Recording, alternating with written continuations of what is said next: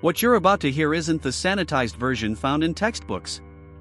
According to declassified operational reports and first-hand sniper testimonies, the most dangerous enemy faced by American forest snipers in Southeast Asia often didn't fire a single shot.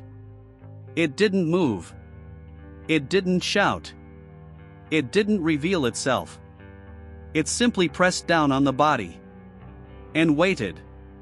Military records show that before a sniper ever aligned his scope with a human target, he was already fighting for survival against heat so oppressive it distorted perception, and humidity so thick it felt breathable, chewable, alive. This was not weather. It was a system of pressure designed to erode discipline, patience, and silence everything a sniper depended on. Pay close attention now, because this is the side of the war few are willing to discuss. The jungle of Southeast Asia was not a backdrop. It was an active force.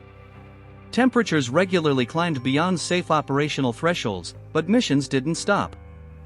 They couldn't. Snipers were inserted days, sometimes weeks, away from friendly lines, expected to remain motionless for hours while the sun cooked the forest canopy into a sealed chamber of heat. Sweat became constant, uncontrollable. And that single biological response threatened everything: grip, optics, concealment, breathing rhythm. From the first step into the vegetation, every movement had to be recalculated.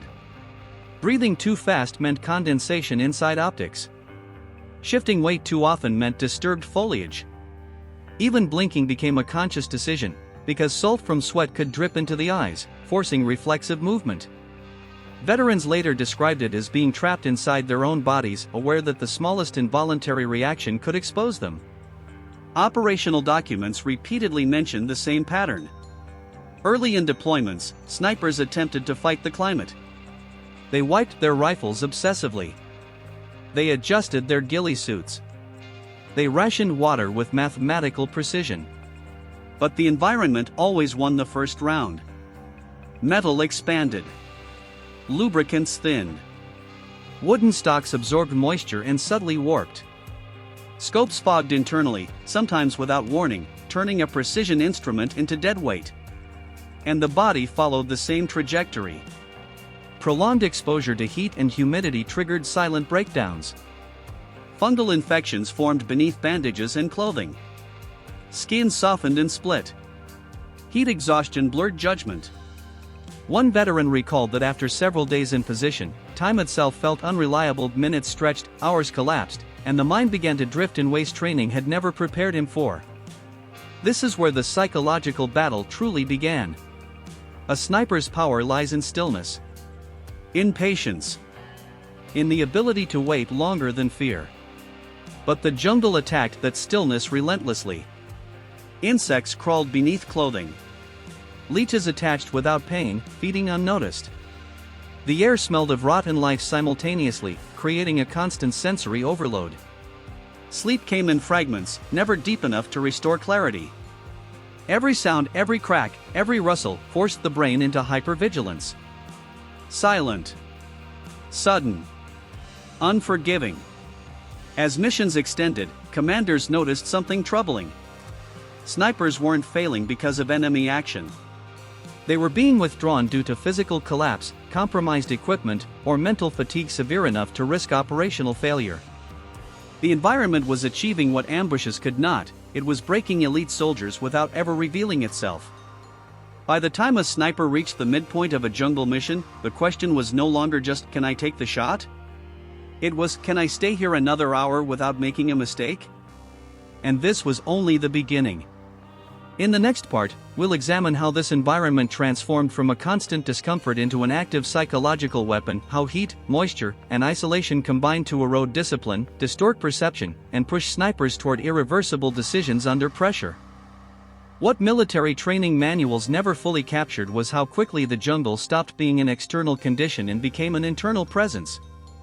According to after-action reports and veteran interviews conducted years later, the psychological effects of prolonged exposure to heat and humidity often appeared before any visible physical collapse. The body endured. The mind began to fracture. This is where the war changed shape.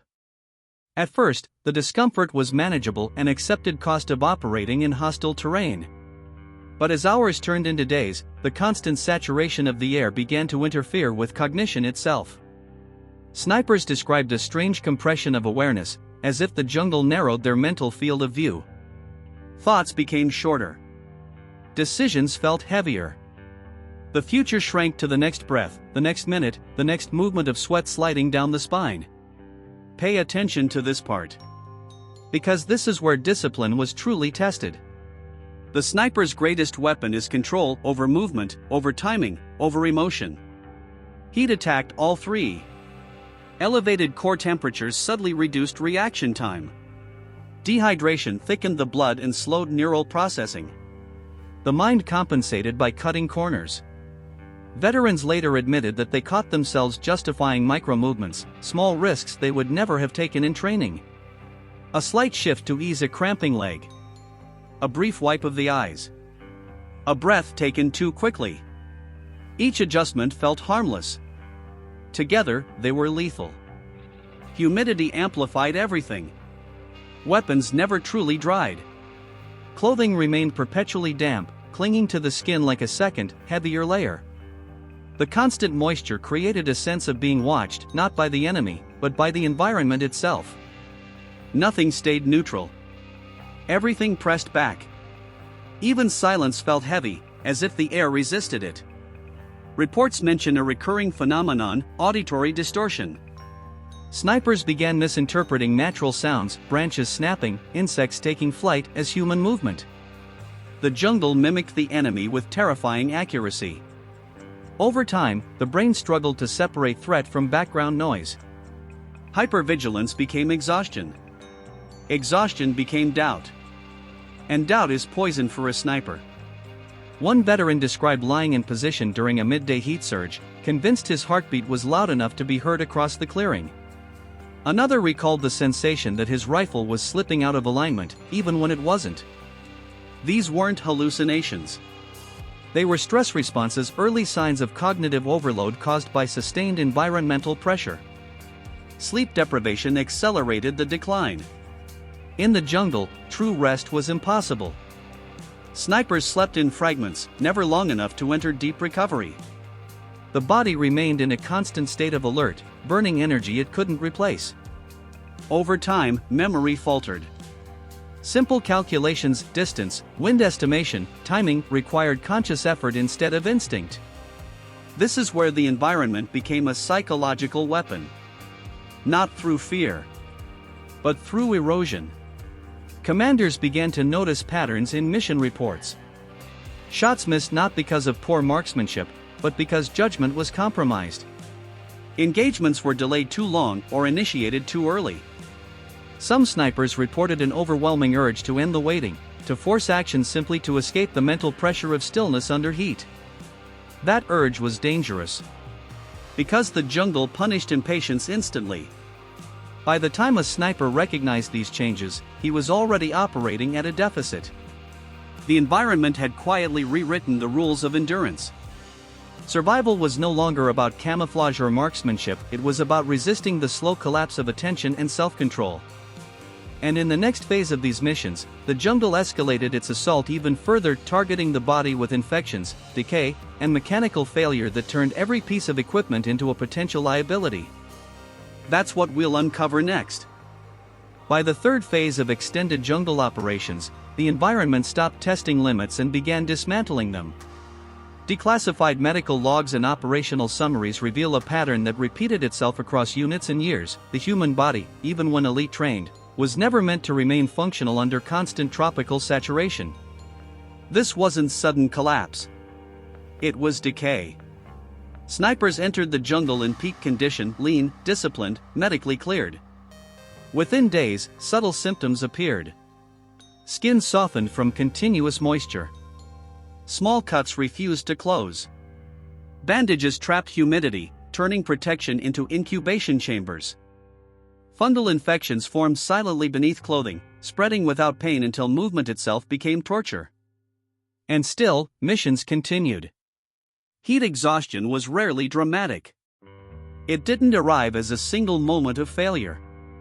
Instead, it crept in through loss of appetite, delayed reaction times, and an unshakable heaviness in the limbs.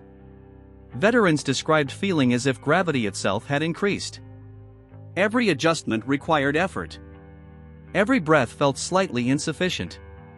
The jungle demanded stillness. The body demanded relief.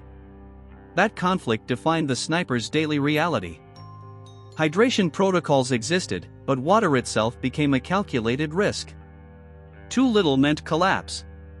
Too much increased the need to urinate movement, exposure, noise. Some snipers deliberately dehydrated themselves to remain hidden longer, accepting dizziness and confusion as the price of invisibility. Medical records later confirmed the cost: kidney strain, heat injuries, and long-term health consequences that followed them home. Equipment suffered alongside flesh. Metal components corroded rapidly. Springs weakened. Firing pins stuck.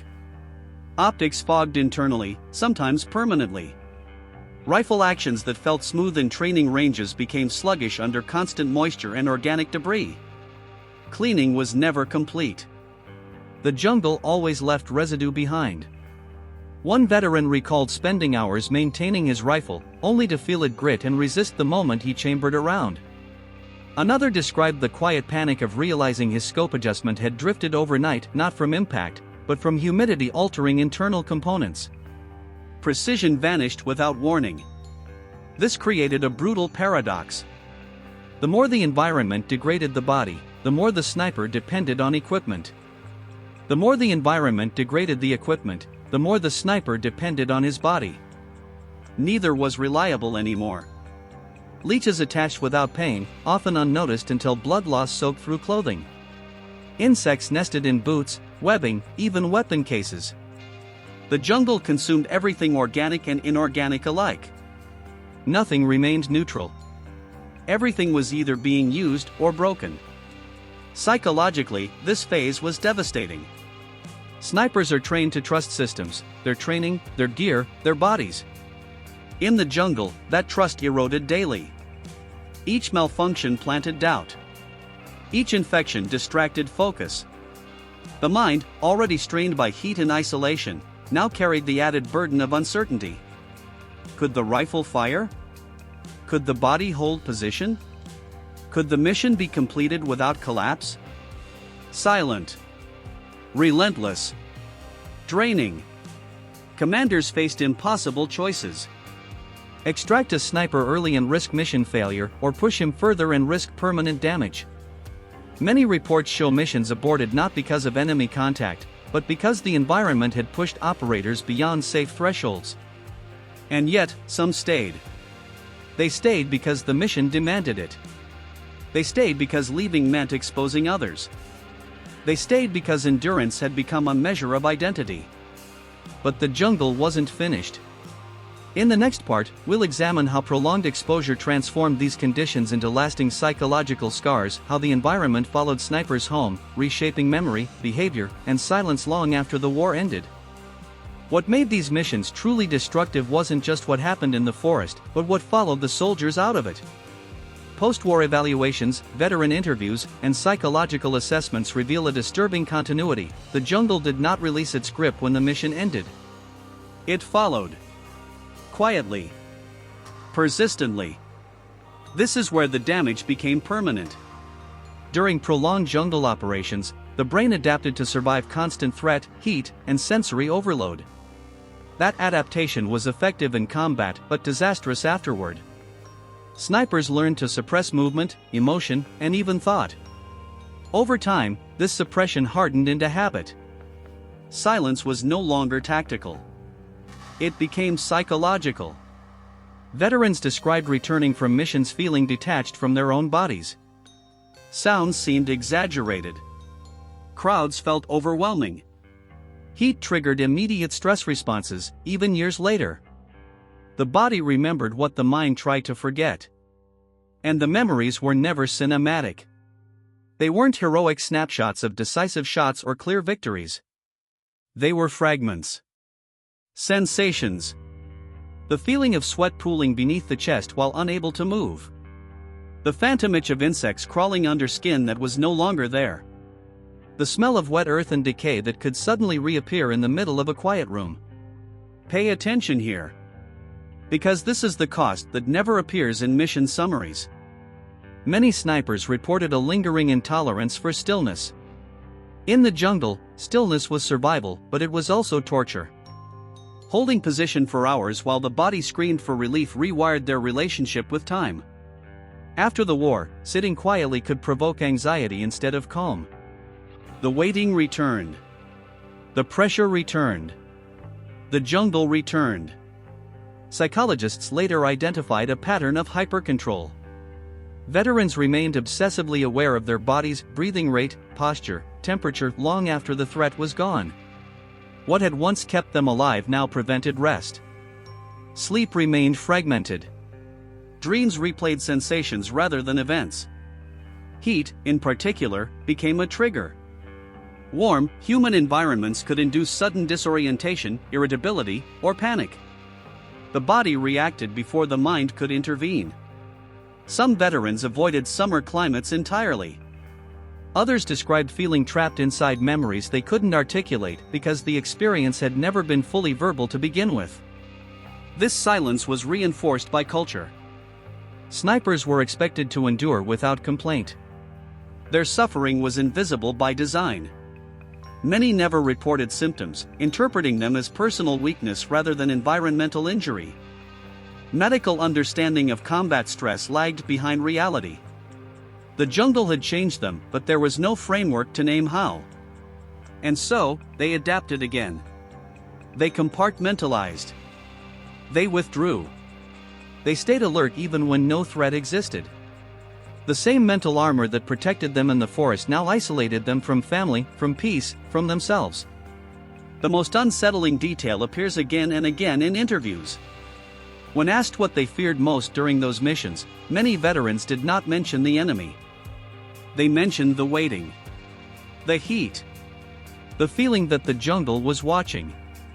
In the final part, we'll confront the full legacy of these conditions, how the Southeast Asian jungle reshaped sniper doctrine, redefined endurance, and left a quiet, lasting imprint on those trained to observe without being seen. This is where the story closes. But the echo remains. By the end of these operations, something fundamental had shifted, not just in the men who survived them, but in how warfare itself was understood. Military analysts reviewing Vietnam-era sniper missions eventually reached a sobering conclusion: the jungle of Southeast Asia was not merely terrain. It was a force multiplier. One that punished exposure, rewarded patience, and inflicted damage long after the shooting stopped. This realization changed doctrine. Training programs quietly evolved. Greater emphasis was placed on heat management, hydration discipline, equipment sealing, and psychological resilience. Yet no manual could fully prepare a soldier for the lived reality of being absorbed by an environment that attacked without intent and without mercy. The jungle didn't hate. It didn't choose sides. It simply endured and demanded the same. For the snipers who lived through it, endurance became a double-edged measure of success. Surviving the mission often meant carrying invisible damage forward. The skills that kept them alive, absolute stillness, emotional suppression, hyper-awareness, were never meant to be permanent states. But once learned under extreme conditions, they were difficult to release. This is the final truth the records suggest.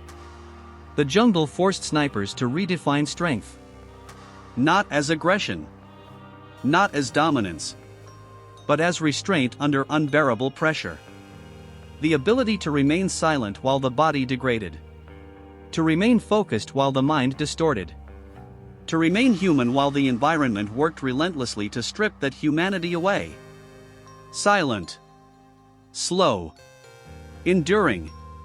Many veterans later struggled to explain what those missions took from them, because the damage didn't arrive in dramatic moments. It accumulated. Drop by drop. Hour by hour. Sweat by sweat. The war did not end when they left the forest. It lingered in their posture, their sleep, their relationship with heat, and their tolerance for stillness. And yet, despite everything, they returned. They returned because the mission demanded it. Because others depended on their silence. Because resistance, in that environment, meant refusing to collapse. The Southeast Asian jungle reshaped modern sniper operations, but it also left a quieter legacy, one carried by men trained to observe without being seen, to suffer without being heard, and to survive without ever truly escaping the place that tested them beyond limits. This documentary exists to acknowledge that reality, to respect those who endured it, and to remember that in some wars, the most dangerous enemy is the one that never shows itself. If this story helped you understand a hidden dimension of combat, leave a like, subscribe to the channel, and share this video so these experiences are not lost to silence. Because some battles deserve to be remembered, even when they were fought without a sound.